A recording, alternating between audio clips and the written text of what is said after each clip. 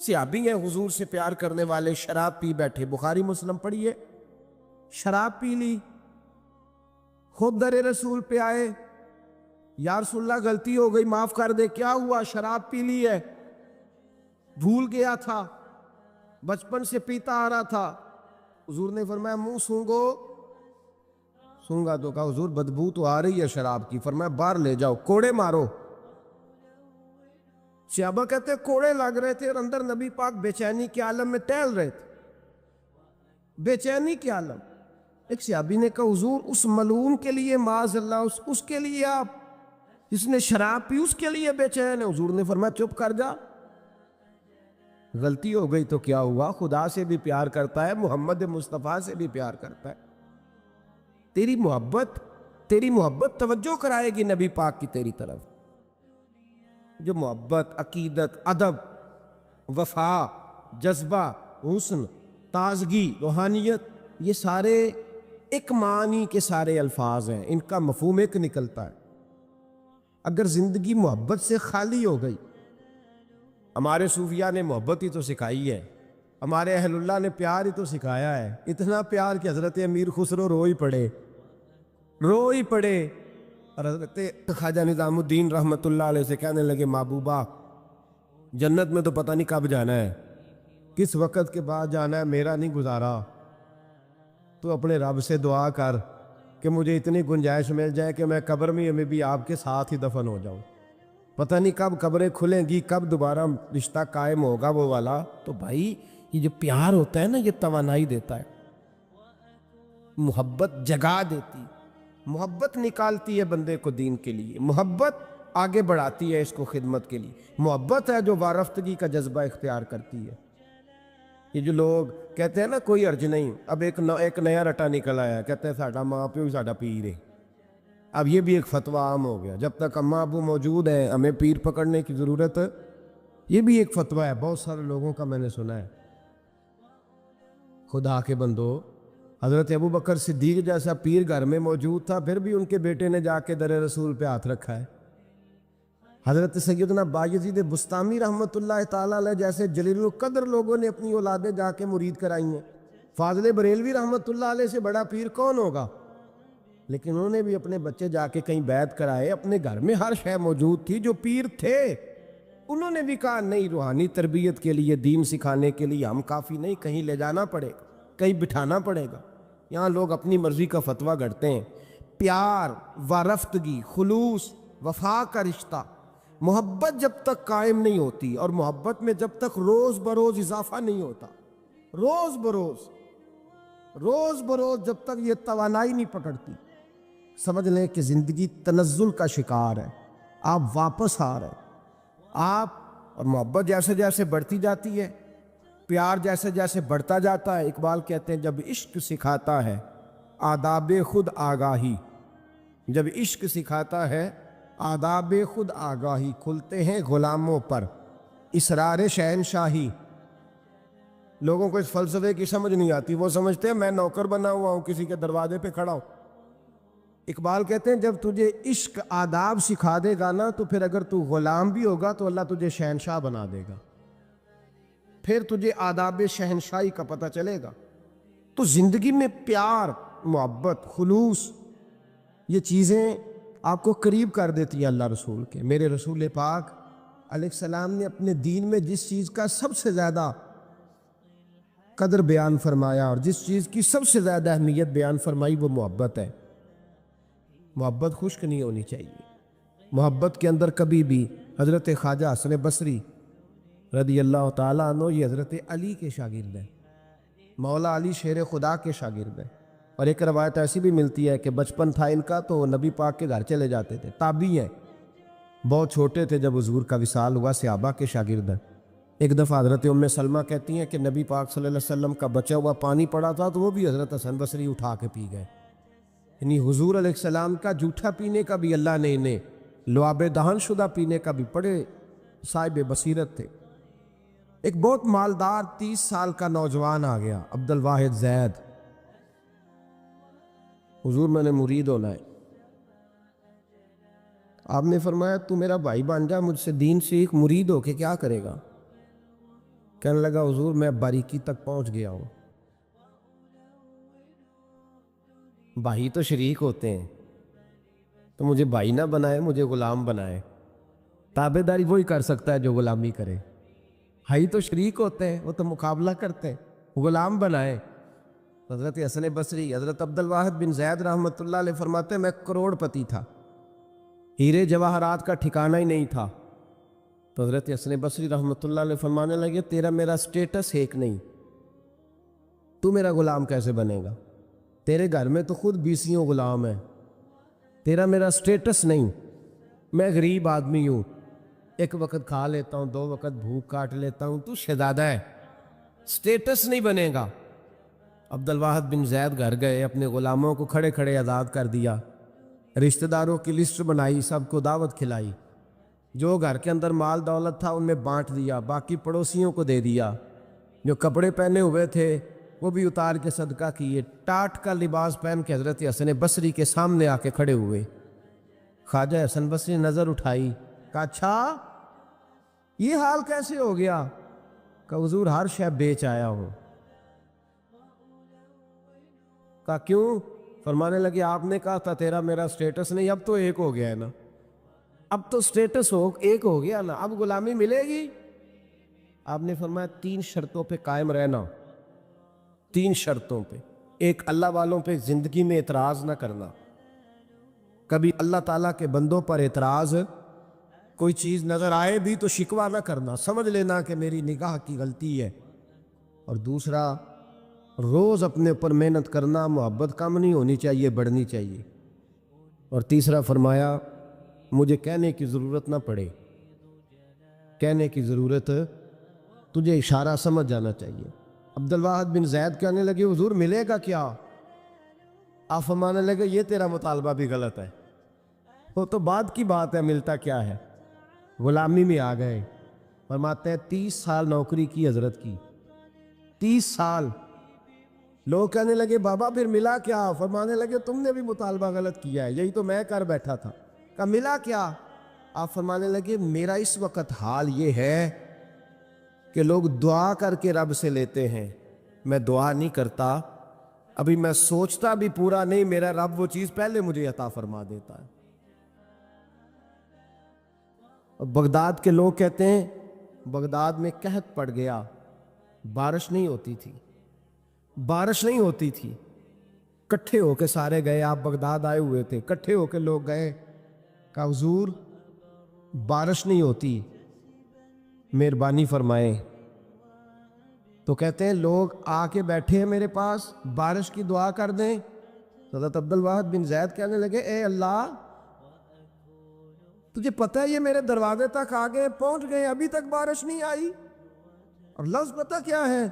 کہنے لگے تجھے واسطہ میری اس عقیدت کا جو مجھے حضرت حسن بصری کے ساتھ ہے، اس عقیدت کا واسطہ، مجھے رسوا نہ کر. انہیں بھیجا کیوں تھا اگر برسانی نہیں تھی؟ دعا دیکھیں، محبت کے رنگ میں دعا ہو رہی ہے، واسطہ بھی محبت کا دیا جا رہا ہے. بغداد کے لوگ کہتے ہیں بس حضرت کے جملے بھی پورے نہیں ہوئے، رب کریم نے بارش عطا فرما دی. جملے بھی پورے نہیں ہوئے، اللہ نے بارش دے دی. محبت، پیار، سال میں 1 دفعہ حج ہوتا ہے، اور میرے نبی پاک علیہ السلام نے فرمایا تو خوش ہو کے محبت سے ماں باپ کا چہرہ دیکھ، اللہ کامل حج کا ثواب عطا کرے گا. یا رسول اللہ اگر 100 دفعہ دیکھوں تو فرمایا 100 دفعہ حج کا ثواب. تو سال کے بعد حج ہو تو اگر دن میں 100 دفعہ ہو جائے تو زیارت افضل ہوئی کہ عبادت افضل ہوئی؟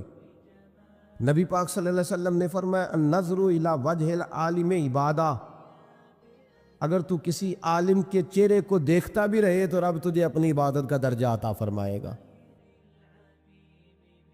تو کر تو آپ زیارت رہے ہیں، ثواب کس بات کا مل رہا ہے؟ تو یاد رکھ لیں محبت میں کمزوری نہیں ہونی چاہیے.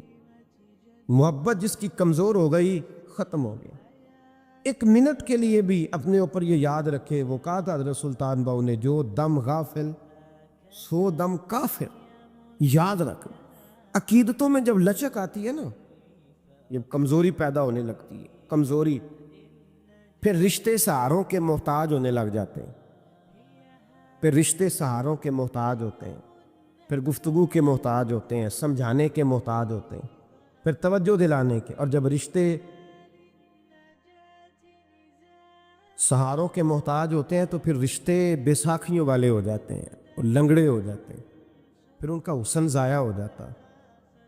इकबाल ने कहा था, ना वो हुस्न में रही शोखियाँ, ना वो इश्क में रही गर्मियाँ, ना वो गज़नवी में तड़प रही, ना वो खम है जुल्फ़ अयाज़ में। वो कैफियत नहीं रहती जिसको कहना पड़ा, बताना पड़ा, समझाना पड़ा। उसने तो बैसाखी मांगी है। बैसाखियाँ ना मांगे, अपनी मोहब्बत को दवाम दे, रोज़ नए नए से नया जाविया। किसी ने हज़रत अबू बकर सिद्दीक रदी अल्लाह ताला अन्हु के बारे में बड़ा खूबसूरत जुमला लिखा है। उन्होंने लिखा है, करीब रहने वाले की मोहब्बत कम होती है। यार कितना बंदा करीब रह सकता है, हद होती है ना। कहने लगे ये अजीब शख्स है, हमें अजीब नुस्खा बता गया है। कहते हैं करीब रहने से मोहब्बत कम नहीं होती, बल्कि मोहब्बत तो तब बढ़ती है कि बंदा कब्र में भी साथ इकट्ठा हो जाए। वो जाती दफा मज़ार का भी साथ ले गए, अपने ऊपर रब रसूल की मोहब्बत का रंग चढ़ाए और इस रंग पे मजबूती डालें। और कच्चा रंग ललारी वाला ਜਿਹੜਾ ਚੜਦਾ ਲੈਂਦਾ ਰਹਿੰਦਾ, इश्क तेरे दा रंग मोहम्मद चढ़ जाए फेर नहीं लैंदा। इसमें रोज़ तवानाई पैदा करें, जज्बा पैदा करें। जो अवामल मोहब्बत बढ़ाते हैं उन अवामल का कुर्ब इख्तियार करें। कुर्ब हमारे सूफिया में से एक बुज़ुर्ग गुज़रे, हज़रत मीर अब्दुल वाहिद बिलगिरामी, बड़े साहिब बसीरत थे। वो कहा करते थे कि मैं अपने शेख की मोहब्बत कई दफ़ा इस तरह भी हासिल करता हूँ कि उस शख्स के पास जाके बैठता हूँ जो मुझे मेरे पीर की, मेरे शेख की बातें ज़्यादा बताता है, जो ज़्यादा बातें बताता है। उसके पास बैठने से मेरे अंदर और जज्बा पैदा होता है। और दलील क्या देते थे? फरमाया करते थे, डायरेक्ट नबी पाक सल्लल्लाहु अलैहि वसल्लम की तबलीग से ज़्यादा लोग मुसलमान नहीं हुए। डायरेक्ट तबलीग हुजूर की थी पीछे, डायरेक्ट नहीं। ज़्यादा लोग इस तरह मुसलमान हुए कि किसी सहाबी ने उन्हें नबी पाक के हक़ में कायल किया, किसी सहाबी ने। तो उसके कायल करने से बात जल्दी बढ़ गई। तो मोहब्बत की ताजगी पैदा करें, शौक़ ज़ौक़ और जज्बा पैदा करें। जब मोहब्बत ताज़ा होती है, मोहब्बत जब इख्तियार करती है, तो फिर इंसान बड़ी जल्दी इस रास्ते को तय करता है। मोहब्बत के अलग अलग ज़ाविये होते हैं, उन्हें अलग अलग ज़ावियों से देखें। सहाबा जो नबी पाक अलैहिस्सलाम का हर हुस्न बयान करते थे ना, कभी इखलाक का, कभी किरदार का, कभी लिबास का, कभी नबी पाक सल्लल्लाहु अलैहि वसल्लम की खानगी ज़िंदगी, घर की ज़िंदगी, कभी उसका, कभी ग़ुलामों के साथ रिश्ता, कभी हुजूर के सफ़र के अहवाल। तो वो नए नए ज़ाविये से महबूब को देखते थे और नए नए ज़ाविये से वो कहा करते थे कि नहीं, ग़ुलामों का आका जिस तरह का हमारा, इस तरह का कोई नहीं। बच्चों के वालिद जिस तरह के हमारे रसूल हैं, इस तरह का कोई दूसरा। वो नए नए ज़ावियों से हुजूर की सीरत पढ़ते थे। हमारे बुज़ुर्गों ने एहतमाम फरमाया है। आज भी अगर गौर करें तो हमारे बुज़ुर्ग नए नए सीरत के पहलुओं पर लिखते हैं, नए नए पहलुओं पर। मुआमलात रसूल पर किताब आ गई, नबी पाक सल्लल्लाहु अलैहि वसल्लम की जंगी ज़िंदगी पर किताब आ गई। नए नए पहलू रोज़ सीरत के हमारे सीरत निगार बयान करते हैं। उसका पस मंज़र भी यही है कि नए पहलुओं से महबूब से मोहब्बत की जाए, नए नए फूल चुन चुन के रखे जाएं, अपने अंदर ताजगी पैदा करें। मोहब्बत के सोते अगर खुश्क हो जाएं तो इंसान मर जाता है। इकबाल कहते हैं कि प्यार ही ज़िंदगी है, प्यार ही हुस्न है, प्यार ही ताजगी है। मोहब्बत ना रहे तो रिश्ते बेसूद से हो जाते हैं। मोहब्बत ना रहे तो इंसान का लोगों के साथ गुजारा मुश्किल हो जाता है। मोहब्बत होती है तो आसानियाँ पैदा होती हैं। मोहब्बत होती है तो फिर इंसान के लिए रास्ता बड़ा लंबा भी हो तो वो बड़ा आसान दिखाई देता है। माना कि मोहब्बत के सफ़र में हर गाम पे 100 मुश्किल है, लेकिन ये सफ़र आसान भी है अगर साथ तुम्हारा हो जाए। अगर प्यार के साथ, मोहब्बत वाले शख्स के साथ सफ़र किया जाए ना, मुझे याद है कि लोग कहते हैं इस आदमी को साथ ना ले, सफ़र मुश्किल हो जाए। और बाज़ को फ़ोन करके कहते हैं कि तू साथ चल, सफ़र आसान हो जाए।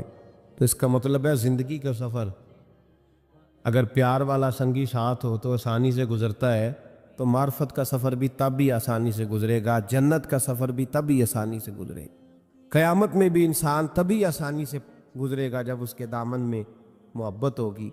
मोहब्बत को कभी खुश्क ना होने दे। हमारे यहाँ प्यार होता है और जब होता है तो बड़ा जज्बाती होता है।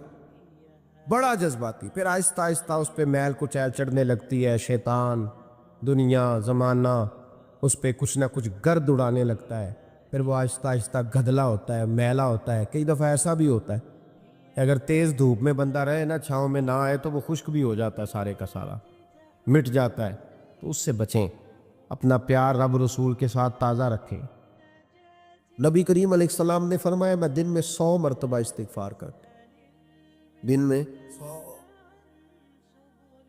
توبہ والا کہتا ہے کہ میں بھول گیا تھا، مجھے معافی مل جائے، اور خشیت والا کہتا ہے میرا یار ناراض نہ ہو جائے، وہ استغفار ہی کرتا رہتا ہے، وہ معافی حضرت رومی نے مثال دی ہے، فرماتے ایک عورت تھی تو بھیک مانگا کرتی تھی، ایک دن بادشاہ کے دروازے پہ بھیک مانگنے گئی تو بادشاہ کو پسند آ گئی، اس نے نکاح کر لیا۔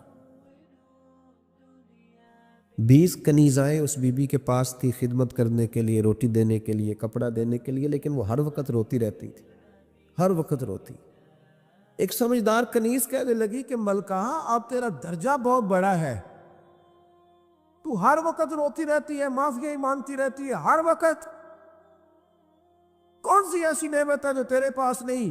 تو وہ کہنے لگی اس لیے تو روتی ہوں۔ کیا مانا؟ کہنے لگی اس لیے روتی ہوں کہ میں اس قابل نہیں تھی جو مجھے مل گیا، کہیں میرے سر کا سائیں ناراض نہ ہو جائے، وہ کہیں بگڑ نہ جائے، مجھے پتا ہے کہ میں کیا تھی اور مجھے کہاں تک پہنچا دیا، میں روتی اس لیے ہوں کہ کبھی کہیں وہ ناراض۔ حضرت عمر اس لیے روتے تھے کہ کہیں مصطفیٰ ناراض نہ ہو جائے، حضرت ابو بکر اس لیے تڑپتے تھے کہ کہیں اللہ کا فضل روٹھ نہ جائے۔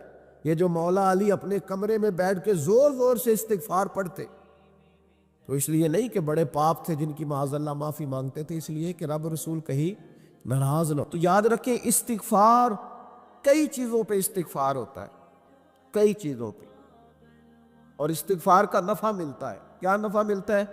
وہ سورہ نوح کی آیت نمبر 10، 11 اور 12 میں اللہ نے بیان فرمایا کہ استغفار صرف گناہ سے معافی چاہنے کا نام نہیں، بلکہ استغفار کا تمہیں فائدہ ملے گا۔ کیا؟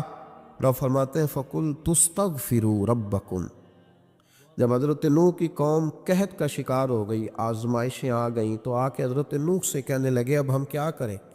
تو کیا کہا حضرت نوح نے؟ فرمایا فَقُلْ تُسْتَغْفِرُوا رَبَّكُمْ، آپ نے فرمایا اپنے رب سے استغفار کرو، اپنے رب سے۔ انہوں نے قحط کی بات کی، انہوں نے کہا کہ کھیتیاں اجڑ گئی ہیں، بارش نہیں ہو رہی، قحط کی بات کی۔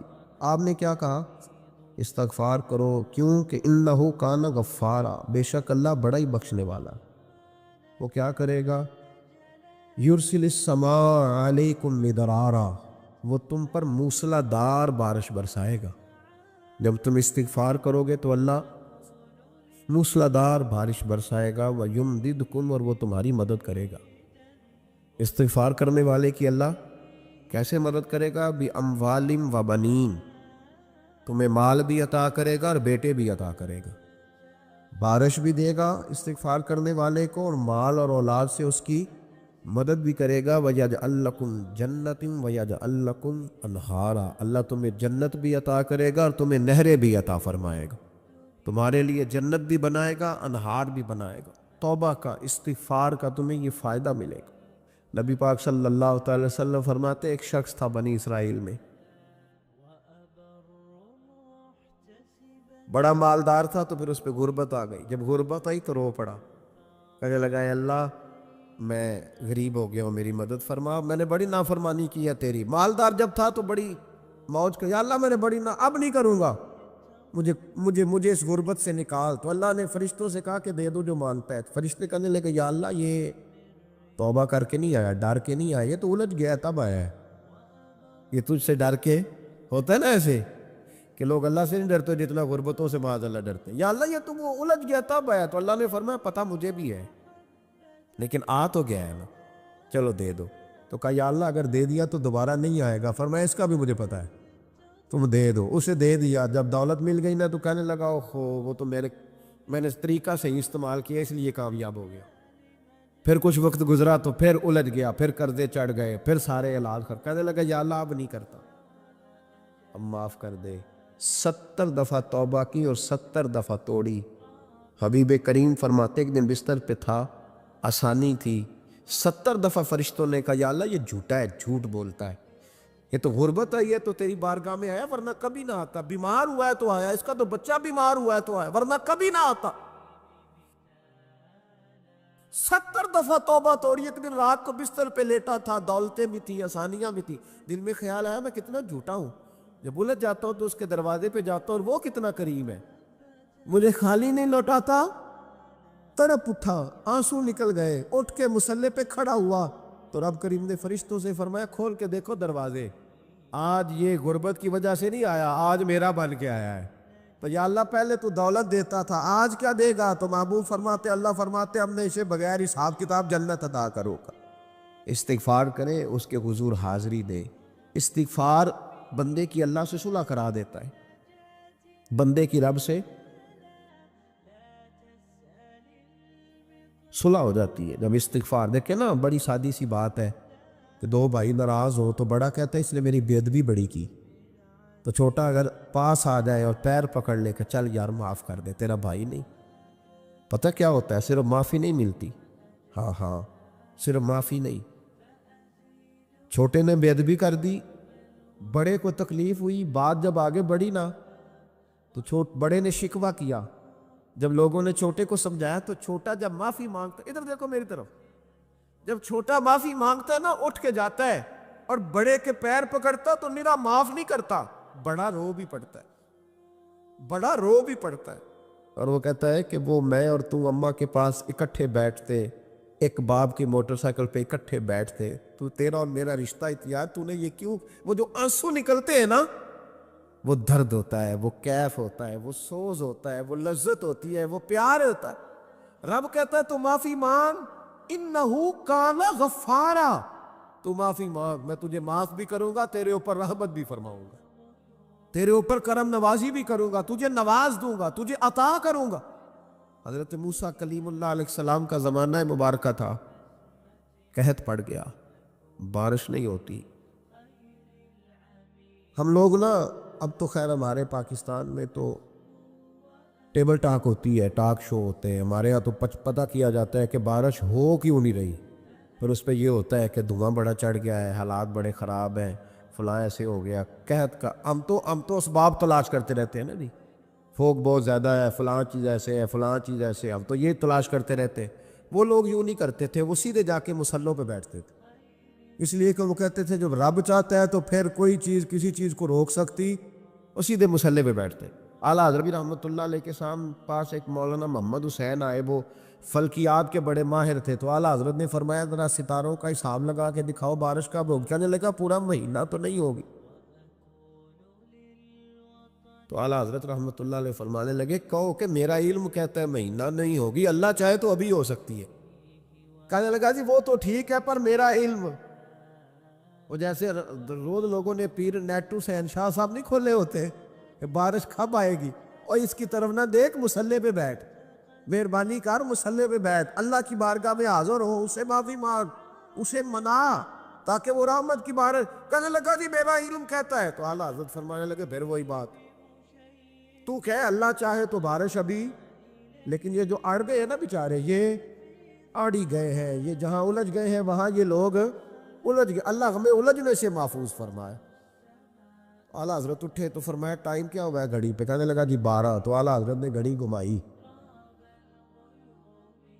اب کیا بج گیا؟ کہنے لگا 4 بج گئے۔ فرمانے لگے بج گئے نا 4؟ کہنے لگا جی آپ نے گھڑی گھما جو دی ہے۔ فرمانے لگے اللہ بھی جب چاہے تو ستارے گھما دیتا ہے، اللہ بھی ستارے گھما دیتا ہے بارش۔ کہنے لگا جی وہ تو ٹھیک ہے پر مہینہ نہیں ہو سکتی۔ اڑا ہوا بندہ، اس کا کوئی علاج ہے؟ جو اڑ جو جائے اس کے لیے قرآن کہتا ہے وَإِذَا خَاطَبَهُمُ الْجَاهِلُونَ قَالُوا سَلَامًا، اسے سلوٹ کرو دور سے، اسے کہو تو جان اور تیرا۔ کہنے لگا جی ہو نہیں سکتی پورا مہینہ۔ فرمانے لگے یار تو جا اپنا کام کر۔ وہ شخص کہتا ہے میں نے دروازہ کھولا اعلیٰ حضرت کا، کمرے سے باہر نکلا تو تیز بارش ہو رہی، واپس آیا تو میں نے کہا احمد رضا یہ عقیدہ کہاں سے لیا ہے؟ فرمایا دروازہ مصطفیٰ سے لیا ہے صلی اللہ علیہ وسلم۔ تو یاد رکھیں کہ اللہ کو منانا چاہیے، استغفار کرنا چاہیے، اس کی برکات۔ حضرت موسیٰ ساری قوم کو لے کے نکل گئے۔ آؤ وہ میدان میں اللہ کی بارگاہ میں استغفار کریں اور بارش کا سوال کریں، بارش مانگے، جب باہر نکلے دیر تک دعائیں ہوتی رہیں تو حضرت موسیٰ علیہ السلام کو رب کریم نے وہی فرمائی کہ موسیٰ آپ کی قوم میں ایک شخص ہے جس کو 40 سال ہو گئے نافرمانی کرتے، اس نے رب سے صلح نہیں کی۔ کتنے لوگ ہیں؟ ایک، اور 40 سال سے وہ نافرمان ہے، اس کو مجمع سے نکال دو بارش ہو جائے۔